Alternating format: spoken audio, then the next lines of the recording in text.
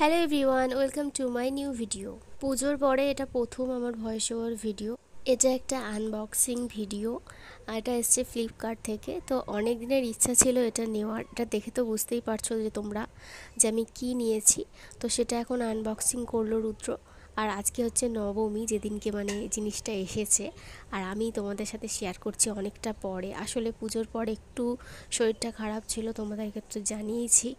আর মিষ্টিরও শরীরটা খারাপ ছিল, আর মিষ্টির কিছু হলে আমার ভালো লাগে না কিছু করতে।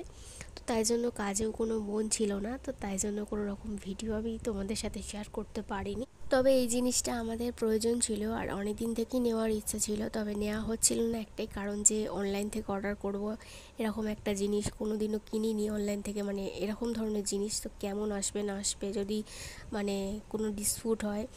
তো অনেক রকম চিন্তাভাবনা করে অনেক রিভিউ দেখে তারপরে এই জিনিসটা কিনেছি। এই জিনিসটা কেমন হয়েছে কমেন্টে কিন্তু অবশ্যই জানাবে, তোমাদের প্রায় সবার ঘরেই আছে।